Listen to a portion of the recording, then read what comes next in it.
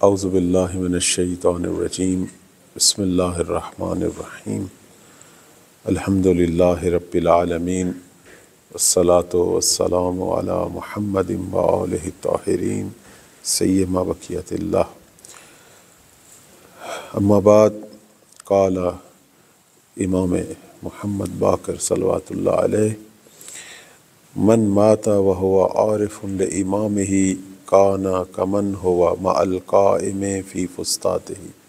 ایک بہت ہی خوبصورت بیان اہل معرفت کے لیے امام محمد باقر علیہ السلام کا فرماتے ہیں کہ وہ شخص جو زمانے کے امام کی معرفت رکھتا ہے، جو اپنے زمانے کے امام پر یقین رکھتا ہے، جیسا کہ ہم نے عرض کیا تھا کہ علم اور معرفت میں یہی فرق ہے۔ صاحب علم ممکن ہے صاحب عمل نہ ہو، لیکن صاحب معرفت جو ہے وہ حتماً صاحب عمل ہے، چونکہ وہ مقام یقین پر ہے۔ معرفت جو ہے وہ یقین سے پیدا ہوتی ہے، اہل معرفت اہل یقین ہے۔ اب یقین جو ہے وہ خود اس کے کئی مرحلے ہیں، عین الیقین ہے، حق الیقین ہے، اب وہ ایک علیحدہ موضوع ہے، لیکن اہل معرفت اہل یقین ہے۔ امام زمان علیہ السلام کی جو معرفت رکھتے ہیں ان کی ایک توصیف امام باقر علیہ السلام اس طرح فرما رہے ہیں، فرماتے ہیں کہ من مات وهو عارف لامامہ کان کمن ہوا مع القائم فی فسطاطہ۔ جو شخص اس حال میں دنیا سے جائے، اللہ کرے سارے اس طرح دنیا سے جائیں کہ زمانے کے امام کی معرفت رکھتے ہوں، چونکہ اہم ترین فریضہ ہمارا امام وقت کی معرفت ہے، تو ان کی مثال جو ہے پانچویں مولا اس طرح دے رہے ہیں، فرماتے ہیں وہ اس شخص کی مانند ہے کہ جو قائم علیہ السلام کے ہمراہ ان کے خیمہ میں ہو۔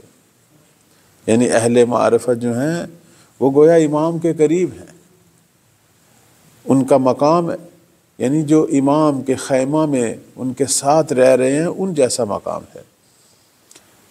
اس لیے کہتے ہیں کہ اہل معرفت کے لیے فرق نہیں پڑتا کہ ظہور پہلے ہو یا بعد میں، چونکہ وہ ہمیشہ امام کو محسوس کرتے ہیں، اپنے آپ کو امام کی خدمت میں پاتے ہیں، ان کی بارگاہ میں پاتے ہیں۔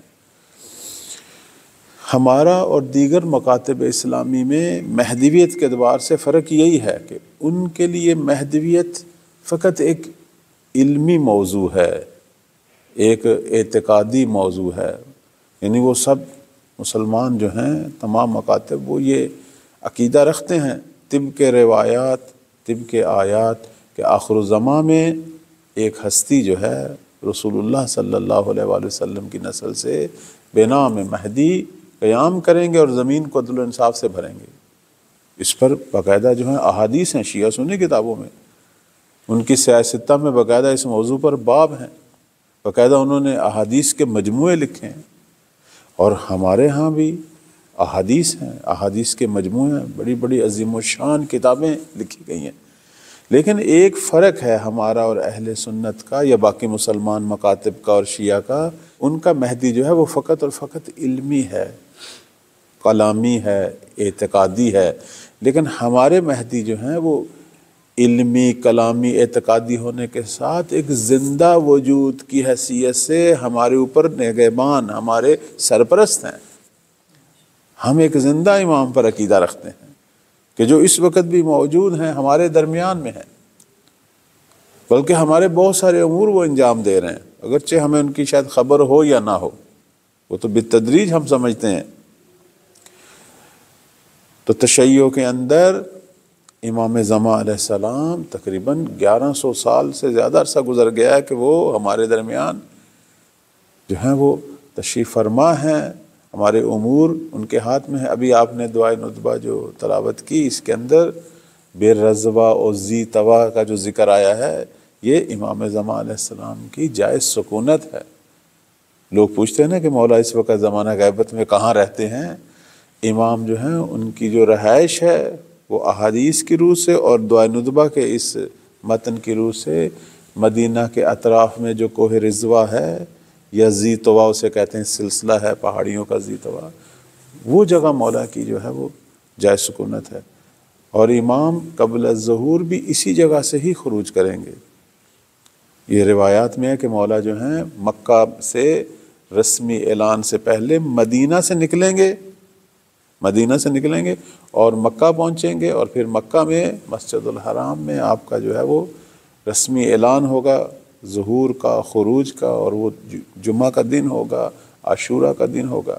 لیکن اس سے پہلے آپ اپنے ساتھیوں کے ساتھ مدینہ سے مکہ کی طرف جائیں گے، اور اس زمانے میں جو ظالم، اس زمانے کا سفیانی کے جو ایک علامت کے طور پر بھی ذکر ہوتا ہے، اس کا وہاں تک قبضہ ہوگا مکہ مدینہ، اور وہ ایک فوج بھی بھیجے گا جو مولا کے پیچھے جو ہے تاکہ ان کو گرفتار کرے یا انہیں شہید کرے۔ تو وہ جو اس کا فوجی لشکر جو ہوگا وہ مکہ اور مدینہ کے درمیان ایک وادی ہے، وادی بیدا، کہ وہاں اللہ کے حکم سے زمین میں دھنس جائے گا۔ یہ بہت بڑی مدد ہے جو پروردگار امام زمان علیہ السلام کی کرے گا، یعنی قیام سے پہلے دشمن یہ چاہتے ہیں کہ امام کو شہید کریں، یہ قیام جو ہے نہ ہو پائے، تو پروردگار کی مدد پہنچے گی اور وادی بیدا میں زمین پھٹے گی اور وہ پورا لشکر زمین میں غرق ہوگا۔ اور یہ وہ علامت ہے جسے شیعہ سنی کتابوں میں ذکر ہے، خسف بیدا، یعنی سرزمین بیدا میں دھنسنا، ایک لشکر کا دھنسنا، اور یہ بہت بڑی علامت ہے، بیدار کرنے والی علامتوں میں سے ہے۔ آج بھی بہت سارے لوگ جو ہیں وہ یہ سمجھتے ہیں کہ ہم جو مرضی کریں، کوئی نہیں ہے۔ کیوں نہیں؟ پروردگار ہے، اس کا ولی موجود ہے، اور صرف ناصروں کی تیاری کا مرحلہ باقی ہے، ورنہ ساری چیزیں آمادہ ہیں۔ پروردگار نے بھرپور طریقے سے امام زمان کی مدد کرنی ہے، اور پھر امام کے وہ جو ناصر کہ جو پہلے سے تیاری کریں گے، اور یوں پوری دنیا میں بالآخر وہ ایک عظیم الہی انقلاب بپا ہوتا پوری دنیا دیکھے گی۔ اور جسے احادیث میں تعبیر کیا گیا ہے، زمین کا عدل سے بھرنا، زمین عدل سے بھرے گی، یعنی ظلم و ستم ختم ہو جائے گا۔ بلکہ بعض روایات کہتی ہیں کہ عدل اس زمانے میں اس طرح داخل ہوگا لوگوں کے گھروں میں، لوگ نہ چاہتے ہوئے بھی عدل کی شیرینی جو ہے، عدل کا جو لطف ہے وہ لیں گے نہ چاہتے ہوئے بھی۔ روایت میں ہے کہ اس طرح عدل لوگوں کے گھروں میں داخل ہوگا جیسے گرمیوں میں گرمی داخل ہوتی ہے، آپ روک نہیں سکتے، سردیوں میں سردی داخل ہوتی ہے، آپ روک نہیں سکتے۔ عدل صرف باہر کی دنیا میں نہیں ہوگا، حتیٰ لوگوں کے گھروں میں بھی داخل ہوگا، یعنی گھروں کے امور بھی الہی عدل کے مطابق ہوں گے۔ آج جو اتنے مسائل ہیں میاں بیوی، والدین بچوں کے، بہن بھائیوں کے، خاندانوں کے اندر، تو صرف ظاہری حکومت عادلانہ نہیں ہوگی، یہ عدل لوگوں کے گھروں میں، ان کے رویوں میں، ان کے کردار میں داخل ہوگا، کہ انسانوں کی انفرادی اجتماعی زندگی جو ہے وہ عدل الہی پر استوار ہوگی۔ تو یہ عظیم انقلاب جس ہستی نے برپا کرنا ہے وہ ہمارے درمیان موجود ہیں، اس وقت موجود ہیں، صرف ناصر نہیں ہے، تیاری نہیں ہے، ہماری تیاری نہیں ہے، ورنہ اللہ تعالیٰ کی طرف سے سارے کام ہو چکے۔ یہ جو کہتے ہیں کہ جی کب ظہور ہوگا، اصل سوال یہ ہونا چاہیے کہ کب ہم تیار ہوں گے، چونکہ اللہ نے جس ہستی کو بھیجنا تھا وہ 1100 سال پہلے سے ہی بھیج دیا، اور امام اپنے تمام تر علم کے ساتھ، تمام تر الہی توفیقات کے ساتھ موجود ہیں۔ لیکن قرار یہ نہیں ہے کہ یہ کام معجزے سے ہو یا اکیلے امام نے کرنا ہے۔ جس طرح رسول اللہ صلی اللہ علیہ وآلہ وسلم مکہ میں کتنا عرصہ کام کرتے رہے، مورد ظلم قرار پائے، لیکن عرب پر حکومت قائم نہیں کر سکے۔ کب حکومت قائم ہوئی؟ جب ناصر ملے، جب اہل یثرب آئے، مدینہ طیبہ والے آئے، انہوں نے حمایت کا یقین دلایا اور بیعت کی، اور مدینہ میں فضا ہموار ہوئی، اور نبی اسلام نے ہجرت فرمائی، اور اہل مدینہ نے بھرپور حمایت کی جان و مال سے، اور پھر دنیا نے دیکھا کہ عرب کی سرزمین پر ایک عظیم الہی حکومت قائم ہونا شروع ہوئی، اور جو پورے حجاز، پورے عرب پر قائم ہوگی، اور بعد میں یہ حکومت بڑی اور آدھی دنیا تک پہنچی۔ وہ درست ہے ہماری اپنی مسلمان حکمرانوں کی جو ہے وہ نااہلیوں کی وجہ سے آج اسلام، مسلمان یہ دور دیکھ رہے ہیں، ورنہ یہی آخری الہی دین ہے کہ جس کے اندر یہ پاور ہے، اور اسی کے مجاہدین میں یہ پاور ہے کہ پوری زمین پر اپنا کنٹرول لیں، پوری زمین کو اپنے ہاتھوں میں لیں، زمین کے وارث بنیں۔ اگرچہ دنیا بڑی کوشش کر رہی ہے زمین کو، لیکن نہ ان کے پاس وہ پاور ہے، نہ الہی توفیقات ہیں۔ الہی توفیقات ساری مسلمانوں کے ساتھ ہیں، لیکن یہ بیدار ہوں، یہ اٹھیں۔ آخری کتاب ان کے پاس ہے، آخری نبی کی تعلیمات ان کے پاس ہے، اور اس سے بڑھ کر زمانے کی حجت ان کے ہمراہ ہے۔ لیکن قرار یہ نہیں ہے کہ یہ کام معجزے سے ہوں۔ اللہ نے دنیا کو دارالاختیار بنایا ہے، دنیا مقام آزمائش ہے۔ ہم نے اپنے عمل سے اس دنیا کو بھی جنت بنانا ہے اور آخرت میں بھی جنت میں پہنچنا ہے۔ جب تک ہم خود نہیں اٹھیں گے، جب تک خود حرکت میں نہیں آئیں گے۔ قرآن میں اللہ نے کیا اصول فرمایا ہے؟ خدا اسی قوم کے حالات بدلتا ہے جو اپنے حالات بدلنے کے لیے کوشش کرتے ہیں، اٹھتے ہیں۔ ہم اٹھیں گے، قدم اٹھائیں گے، حرکت میں برکت ہے۔ تو میں عرض کر رہا تھا کہ ہمارا عقیدہ اس امام پر ہے کہ جو موجود ہے۔ اہل سنت اور ہمارے درمیان فرق یہی ہے، وہ بھی مہدویت پر ایمان رکھتے ہیں، بلکہ احادیث ان کے اندر کے جو منکر ہے وہ کافر ہے، جو امام مہدی پر عقیدے کا منکر ہے وہ کافر ہے۔ لیکن فرق یہ ہے کہ ہم ایک وقت کی حی و حاضر زندہ حجت پر ایمان رکھتے ہیں جو موجود ہے ہمارے درمیان۔ اس حوالے سے آپ دیکھیں کہ اتنے واقعات نقل ہوئے مولا کی ملاقات کے حوالے سے۔ اسی غیبت کبریٰ میں شیخ طوسی علیہ رحمہ نے کتاب الغیبت میں واقعات ملاقات نقل کی ہے۔ اس کے بعد آپ دیکھیں ہر دور میں بہار الانوار میں باقاعدہ ہیں بڑی بڑی کتابیں۔ میں جس کتاب کی طرف اشارہ کرنا چاہتا ہوں، محدث نوری کی کتاب نجم الثاقب، بہترین کتاب ہے، ایک فقیہ کی لکھی ہوئی جو کہ محدث بھی ہے، اور بہت بڑی شخصیت۔ انہوں نے کتاب نجم الثاقب لکھی امام زمان علیہ السلام کے موضوع پر۔ اس کا ترجمہ بھی اردو میں ہو چکا ہے، ضرور مطالعہ فرمائیں۔ اس کے اندر اتنے واقعات ہیں فقہا کے، صالحین کے۔ اب یہاں ایک بحث ہے ہمارے درمیان کہ آیا ہم ان واقعات کو مانیں یا نہ مانیں۔ بعض لوگ جو ہیں وہ اس کو ایک علمی انداز میں بھی پیش کرتے ہیں، امام زمان علیہ السلام کی ایک توقیع کا حوالہ دیتے ہیں کہ جو آخری جو ان کے نائب تھے جناب علی بن محمد سمری رحمۃ اللہ علیہ، مولا نے فرمایا تھا کہ سفیانی کے خروج اور آسمانی آواز سے پہلے اگر کوئی میرے مشاہدے کا دعویٰ کرے وہ کذاب ہے۔ اب اس کو سامنے رکھتے ہوئے بعض لوگ ملاقات کا انکار کرتے ہیں کہ نہیں ہو سکتی۔ یہ ایک علمی موضوع، آپ بھی چونکہ اہل علم ہے، میں صرف اشارہ کروں گا کہ امام نے لفظ مشاہدہ استعمال کیا ہے۔ اب ہم مشاہدے کو عربی لغت کے اعتبار سے دیکھیں، امام نے یہاں رؤیت کی نفی نہیں کی، امام نے یہاں ملاقات کی نفی نہیں کی، زیارت کی نفی نہیں کی، مشاہدے کی نفی کی ہے۔ عربی ادب کے اندر مشاہدہ کیا ہے؟ علماء جو ہیں وہ یہی معنی کرتے ہیں کہ مشاہدہ وہ ملاقات ہے، وہ رؤیت ہے جس کے اندر ایک دعویٰ بھی ہو۔ یہ جو چوتھے نائب کو امام فرما رہے ہیں کہ اب اگر کوئی میرے مشاہدے کا دعویٰ کرے، تو یہاں جو اس پر تجزیہ ہے اور تحقیق ہے وہ چونکہ فہم حدیث ایک اہم ترین موضوع ہے، اس کو سادہ طریقے سے نہیں انسان ترجمہ کرے۔ جب بھی کسی حدیث کا ترجمہ ہو اس کے سیاق و سباق کو دیکھا جائے، اس میں دیکھا جائے کہ کیا قرائن ہیں، مولا کیا چاہتے ہیں۔ ہر جگہ پہ ہم لفظ مشاہدہ کا وہی معنی ذہن میں لاتے ہیں جو اردو میں مشاہدہ اور دیکھنا ایک معنی ہے، لیکن عربی میں ایسا نہیں ہے۔ یہاں مشاہدے سے مراد نیابت کا دعویٰ تھا کہ اب اگر کوئی کہے کہ میری امام سے ملاقات ہوتی اور مجھے انہوں نے یہ ذمہ داری دی ہے، یعنی کوئی نائب بننے کی کوشش کرے، وہ کذاب ہے۔ اب نیابت ختم ہے، نیابت خاصہ ختم ہے، لہذا اسی لیے علماء کہتے ہیں کہ مشاہدہ سے مراد وہ ملاقات یا وہ دیکھنا ہے کہ جو ساتھ دعویٰ بھی کرے کہ جی مجھے یہ ذمہ داری دی گئی۔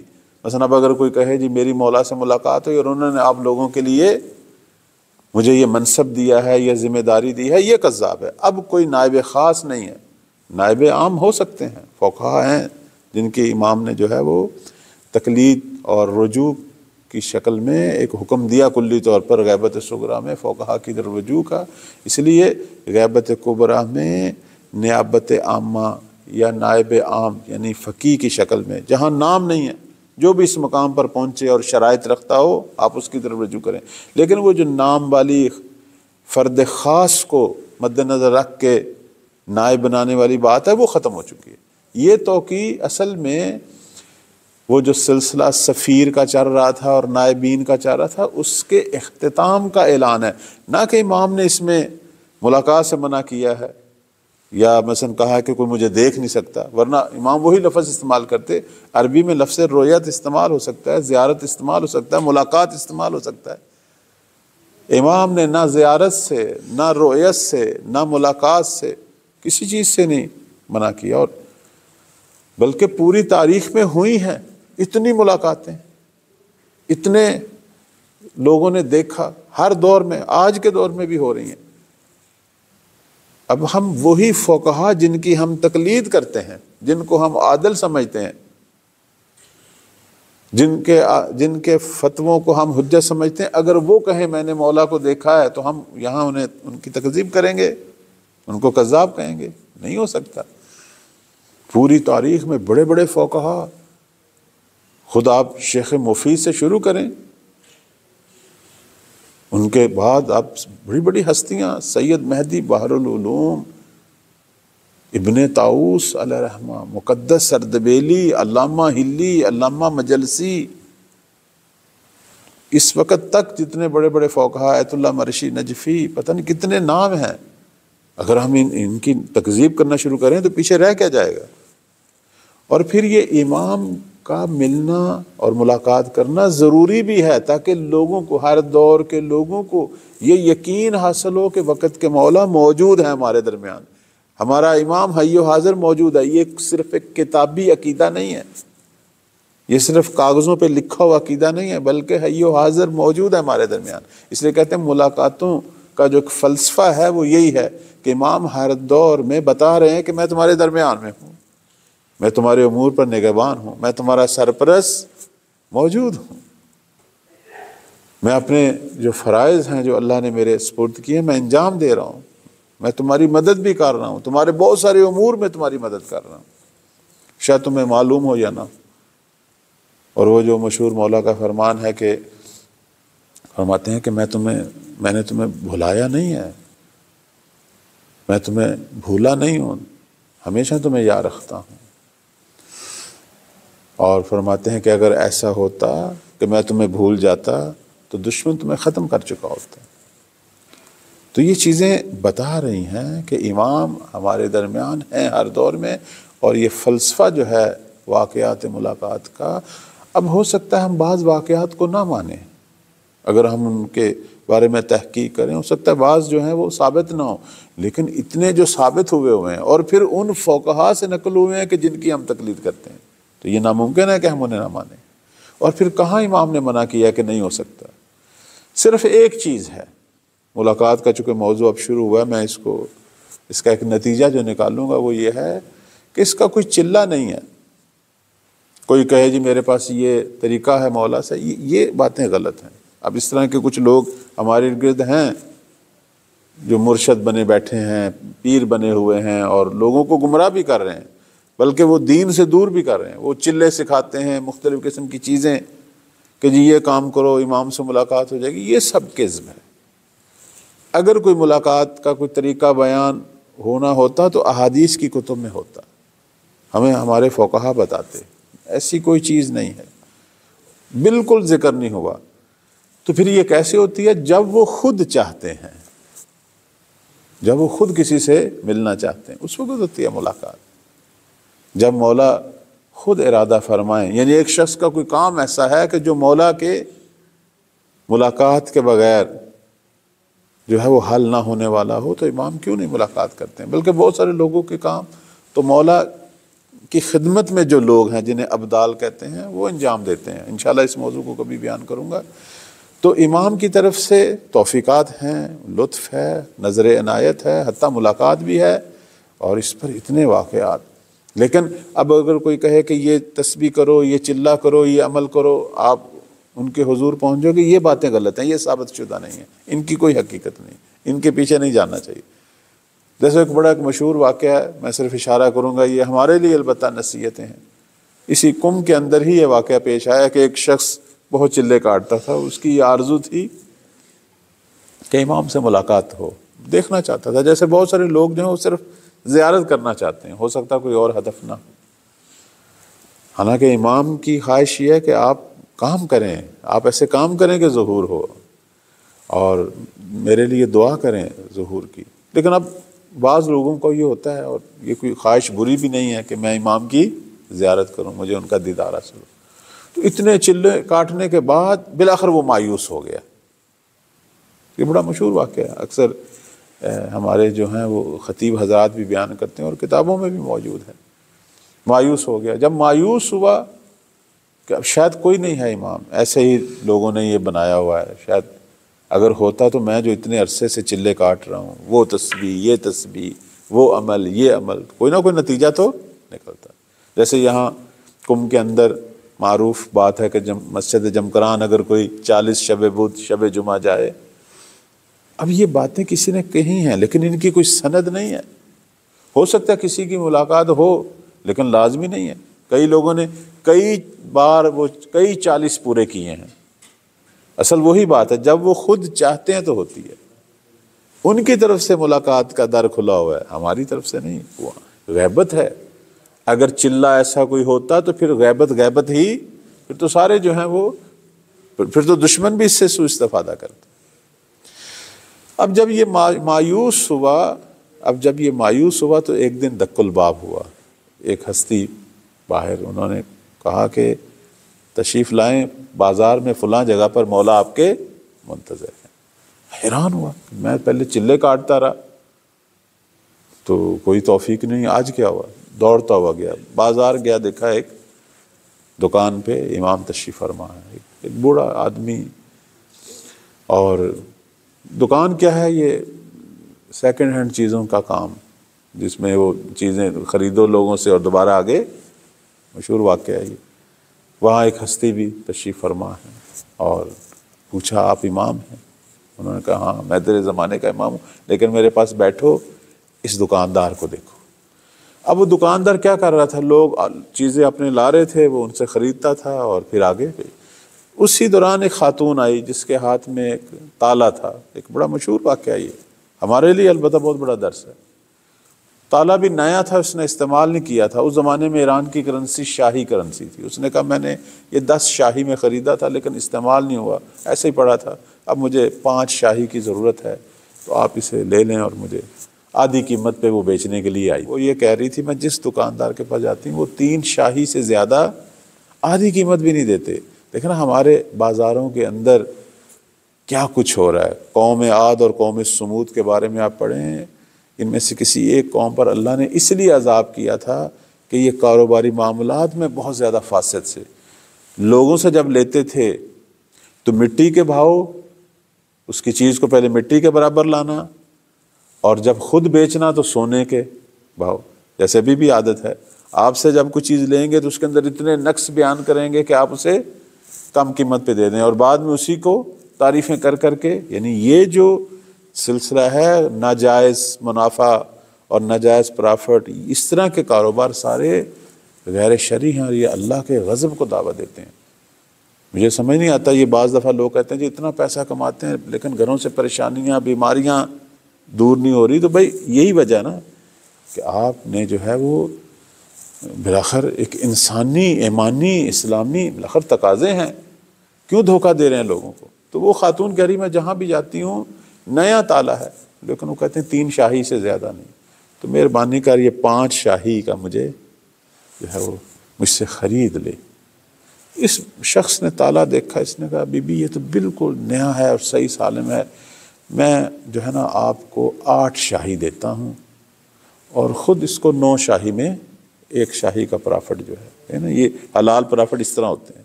ہمارے ہاں پرافٹ کیا ہے؟ Double triple. 10 روپے کی چیز ہے 100 روپے میں بک رہی ہے. اسلامی پرافٹ یہ ہے. وہ حیران ہوگی، کہنے لگی تو پاگل تو نہیں ہے بھی؟ کیسے ہو سکتا ہے کہ جس کی چیز 3 شاہی میں وہ کوئی 8 شاہی دینے کے لیے تیار ہو جائے؟ 3 شاہی. اس نے کہا پاگل تو نہیں ہے، تیرے حواس ٹھیک ہے؟ اس نے کہا نہیں، میں بالکل ٹھیک ہوں، آپ کا تالا جو ہے بالکل صحیح سالم ہے، اس کی اصل قیمت تو 10 شاہی ہے اگر یہ بالکل نیا خریدا جائے، چونکہ آپ کے پاس ایک مدت تھا تو اب میں جو ہے آپ سے 8 شاہی میں خریدوں گا، 9 شاہی میں بیچ دوں گا، 1 شاہی جو ہے وہ اس کا جو ہے وہ حلال جو پرافٹ ہے وہ میں لوں گا۔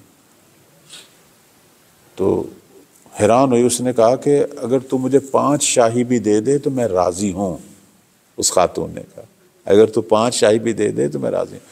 اس نے کہا اب یہ جملہ سننے والا ہے، اس نے کہا تو راضی ہو جائے گی لیکن میرا خدا اور میرا زمانے کا امام راضی نہیں ہوگا، چونکہ مجھے تو پتہ ہے اس کی کیا قیمت ہے، وہ شک تجھے نہیں پتہ، میں جو اس کی صحیح قیمت ہے اور جو تیرا حق ہے وہ تجھے دینا چاہتا ہوں تاکہ میں اپنے رب کو راضی کروں، زمانے کے امام کو راضی کروں، چونکہ وہ دیکھ رہے ہیں۔